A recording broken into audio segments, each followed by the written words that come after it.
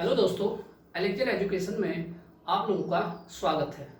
तो दोस्तों, जैसे कि हम लोग जानते हैं कि आज के सिनेरियो में जो प्रेजेंट सिनेरियो है, आपके पास चाहे टेक्निकल एग्जाम हो चाहे नॉन टेक्निकल एग्जाम हो, आप देखते होंगे दो सेक्शन, यानी आपके पास क्वांटिटेटिव और रीजनिंग ये आते ही आते हैं आपके पास। अगर आप सिर्फ जो है टेक्निकल स्ट्रांग है आपके पास, अगर आपके पास ये नॉन टेक वाला पोर्शन अगर नहीं क्लियर है, तब भी आपका सिलेक्शन रुक जाता है और मैक्सिमम बच्चों के साथ ऐसा देखा गया है। ठीक है ना। इसलिए आपको जो है अगर एग्जाम क्रैक करना है तो आपके पास अपने टेक्निकल में तो आपकी कमांड होनी चाहिए, साथ में आपके पास नॉन टेक में भी अच्छा सा क्या होना चाहिए, कमांड होना चाहिए।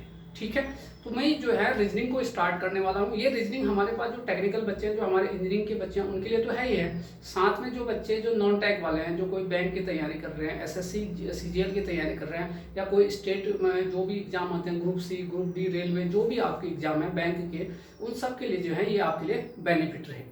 तो दोस्तों, सबसे पहले हम डिस्कस कर लेते हैं कि हमारा क्या सिलेबस क्या क्या रहने वाला है। तो यहाँ देखिए रीजनिंग में है बात। तो रीजनिंग को दो भाग में मैंने डिवाइड कर दिया है। पहला वाला पोर्शन आपका वर्बल है, दूसरा आपके पास नॉन वर्बल। और वर्बल को भी जो है तीन भागों में बांट दिया सिलेबस को। एक बेसिक है, दूसरा एनालिटिकल सेक्शन है और तीसरा लॉजिकल सेक्शन है। ठीक है। ये तो आपका सिलेबस का जो है टॉप व्यू है। ठीक। अब यहाँ देखिए, अगर मैं देखिए, आप बिल्कुल नोट करना, पहले ये डायग्राम बनाए फिर ये। अब सबसे पहले देखिए आपके पास, इसमें आप देखिए बेसिक, आपके पास बेसिक में क्या क्या आने वाले हैं। देखिए आपके पास बेसिक में आपके पास क्या क्या रहने वाले हैं। Basic engineering,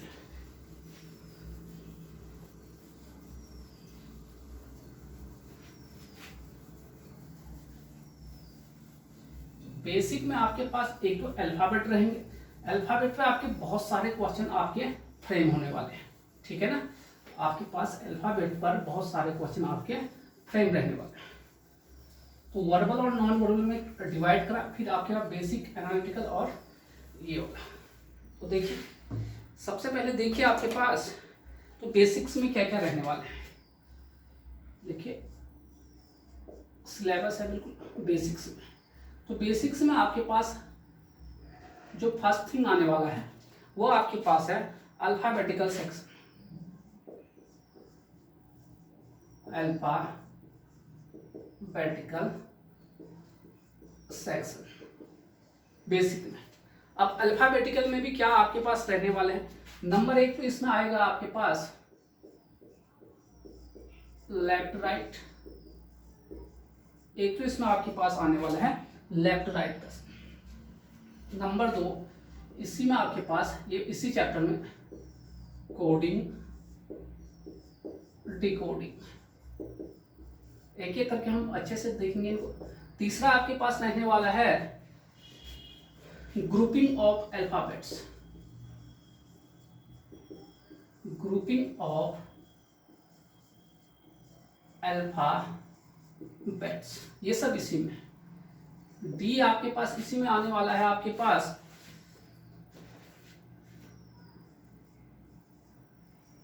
pairs of letter. Pair में से जोड़े, पेयर्स ऑफ लेटर। चौथा आपके पास आने वाला है, जो चार हो गए, पांचवा देखिए लेटर सीरीज। ये सब इसी में आ रहे हैं बेसिक में, अल्फाबेट वाले चैप्टर में। लेटर सीरीज के बाद नेक्स्ट नोट करिए लेटर मैट्रिक्स।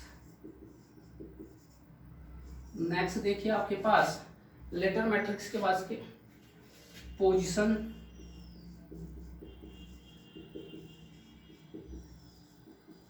इंटरचेंज। नेक्स्ट देखिए पोजीशन, इंटरचेंज के बाद meaningful words. Meaningful words, meaningful आपके पास वर्ड्स रहेंगे। ठीक है। तो ये तो आपके पास पहला वाला चैप्टर में रहने वाला है आपके पास। ठीक। इस वाले चैप्टर में आपके पास इनके अल्फाबेट सेक्शन का जो पहला चैप्टर है, इसमें आपको इतनी सारी चीजें आपको देखनी है। ठीक। तो ये देखिए आपके पास 1 2 3 4 5 6 7 8, यानी इसके सब हेडिंग डाल देंगे। तो पहला चैप्टर तो आपके पास ये रहेगा। नेक्स्ट देखिए, नोट कर लिए, नोट करिएगा। दूसरा चैप्टर आपके पास रहेगा डायरेक्शन। डायरेक्शन मीन्स आप समझिए, एक हम क्वेश्चन इस प्रकार से फ्रेम होते हैं, एक आदमी पूरब से जो है क्या किस ओर जा रहा है, 5 किलोमीटर पश्चिम की, ये पूरब से पश्चिम की ओर जा रहा है, फिर आपके पास उत्तर इस ढंग से, फिर लास्ट में पूछेगा कि आपका उसका डायरेक्शन क्या होगा ये। तो ये तीसरा आपके पास डायरेक्शन के बाद तीसरा जो चैप्टर रहेगा मेरा blood relation. Blood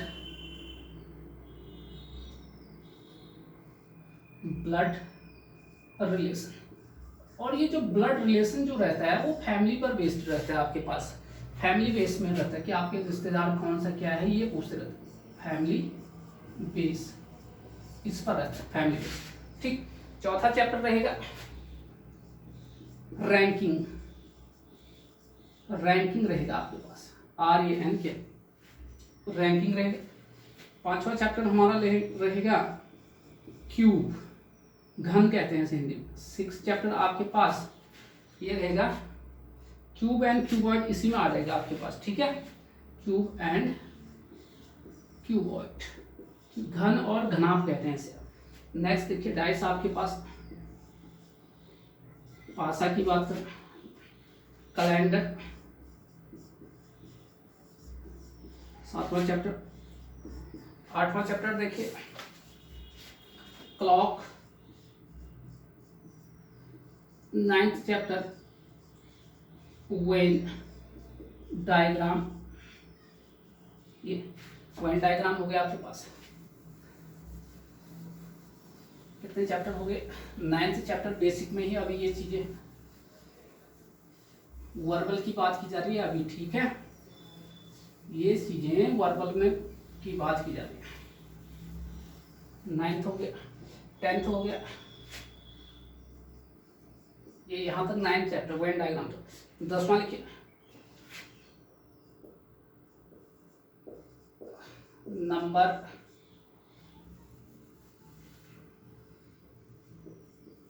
series.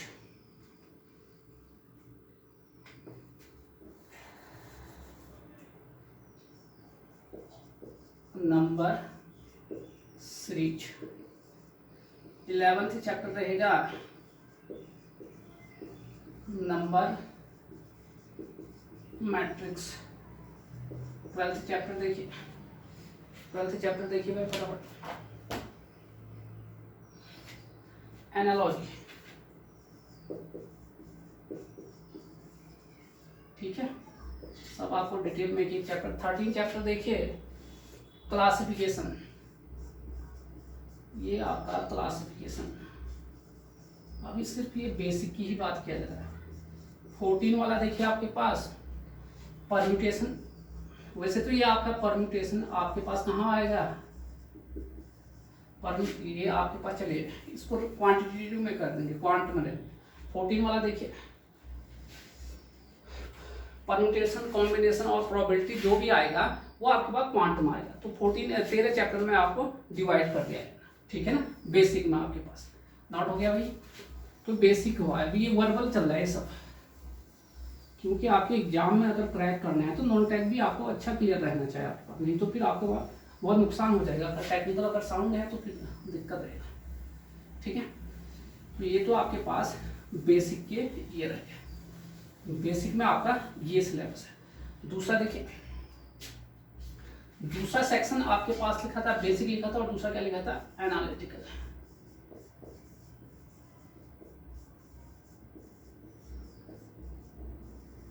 Analytical section देखिए, इसमें आपको क्या क्या करना है।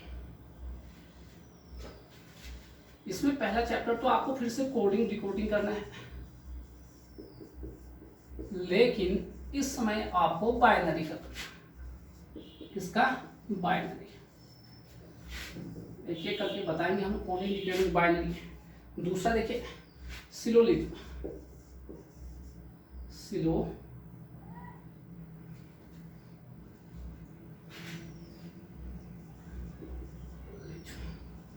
ये बहुत इंपॉर्टेंट चैप्टर रहता है सिलोजिज्म। तीसरा देखिए इनइक्वालिटीज। चौथा चैप्टर देखिए इनइक्वालिटीज के बाद मशीन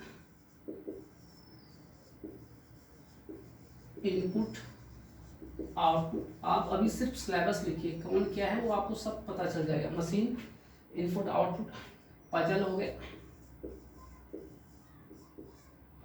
6 चैप्टर देखिए,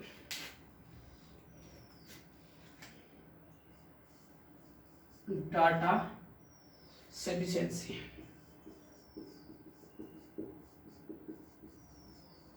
ये आपके पास आ गया। ठीक है, 3 भागों में कहा था, पहले बेसिक, फिर एनालिटिकल, तीसरा और एक भाग का था लॉजिकल रीजनिंग। तीसरा आपके पास नोट हो गए, नोट करिए भाई। तीसरा देखिए,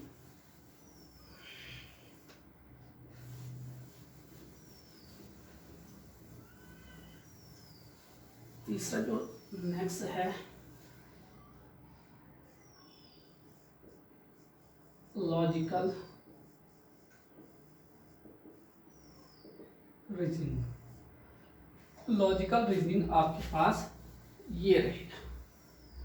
लॉजिकल रीजनिंग क्या, ये। तो पहले देखिए, पहला आपको इसमें आएगा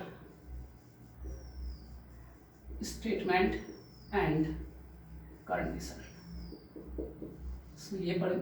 दूसरा देखिए, इसमें आपको नेक्स्ट मिलेगा statement and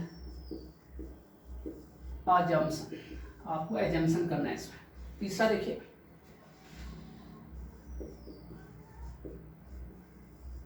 statement and argument,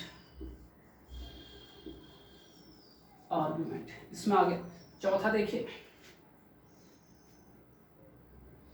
statement, सब आपको ये समझ में आएगा, एंड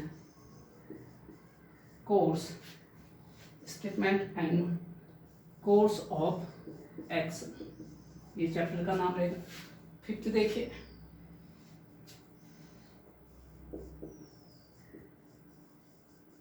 स्टेटमेंट एंड कंक्लूजन। ये आपके चैप्टर रहेंगे, ये 5 चैप्टर। ठीक है, 5 चैप्टर आपके, ये आपके ये 5 इसमें आएंगे आपके पास। ठीक, ये तो हो गया वर्बल की बात। जरा आप नॉन वर्बल की बात कर, नॉट हो गए।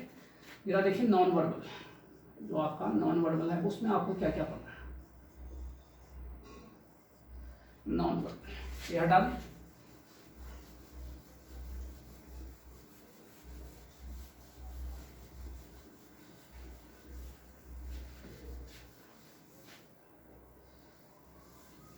नॉन वर्बल, नॉन वर्बल में आपको क्या क्या पढ़ना है। पहले तो फिगर को काउंटिंग करना आना चाहिए।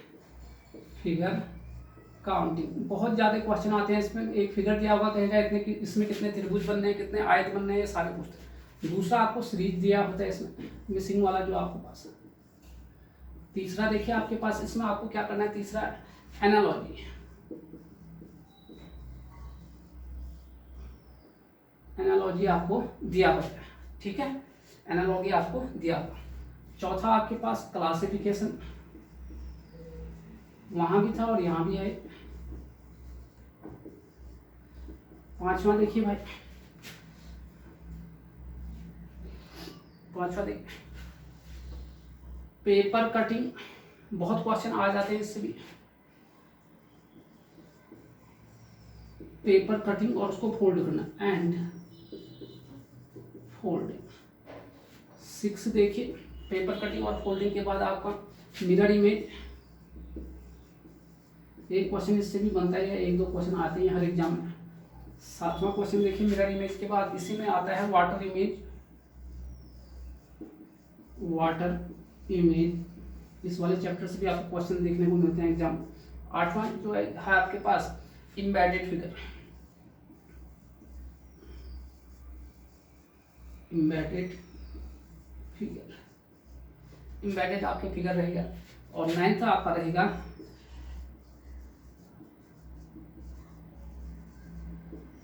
Contribution of figure. ये आपका सिलेबस है।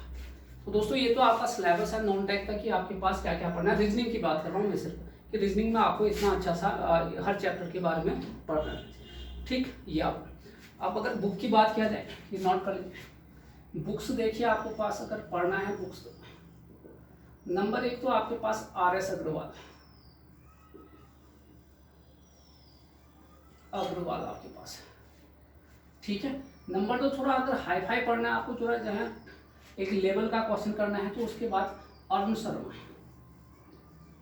शर्मा का एक ये इसका जो है बुक है, ये टाटा माइक्रो हिल इसका आता है, ठीक है। अरुण शर्मा का रीजनिंग और क्वांटिटी ये आपके पास, और दूसरा क्या आपका RS अग्रवाल है, ठीक।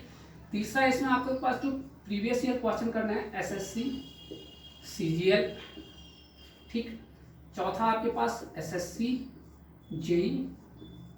नेक्स्ट इसमें करना है आपको बैंक पीओ के क्वेश्चन आपको करने हैं CF से। बैंक पीओ के क्वेश्चन आपको मैक्सिमम आपके हर एग्जाम में रिपीट होते रहते हैं, या SSC CGL के क्वेश्चन भी आपको। बुक आपके पास RS अग्रवाल से करिए या अरुण शर्मा, ये ज़्यादा स्टैंडर्ड बुक है आपके पास। लेकिन जो आपके पास जो हम लोग तैयारी करते हैं, तो आपको ये कैट वालों के लिए ज़्यादा रहता है, जिनका जो है कैट की तैयारी करते हैं उनके लिए। लेकिन अगर आपको लेवल हाई चाहिए तो ये, अदरवाइज इससे ही हो जाएगा, RS अग्रवाल सफिशिएंट है। और आपको अगर प्रीवियस ईयर क्वेश्चन लगाने तो SSC CGL के लगाइए, इसमें दिए हैं मैक्सिमम SSC JEE के भी हैं, बैंक पीओ हो गया, या डिफरेंट एग्जाम आए स्टेट में, group C group D railway आदि क्वेश्चन, ठीक है। ये तो आपके पास है। अब देखिए इसमें हर एग्जाम आपको क्लियर हो जाएगा, चाहे बैंक पीओ का है, SSC CGL है, SSC JEE है आपके पास, या रेलवे का है, NTPC जो है उसका, या किसी भी स्टेट का जो है ग्रुप C का एग्जाम आता है, ग्रुप B किसी भी आता है, तो आपके पास वहाँ पर ये रहता है नॉन टेक के लिए इतना सिलेबस। तो दोस्तों जो नेक्स्ट लेक्चर रहेगा उसमें हम जो है, अब आज के लेक्चर में तो मैंने सिर्फ जो है सिलेबस डिस्कस कराया, नेक्स्ट लेक्चर से हम प्रॉपर पढ़ेंगे आपके पास स्टार्टिंग से और किस ढंग से आपको एक एक चीज़ें क्लियर, ठीक है ना। थैंक यू दोस्तों।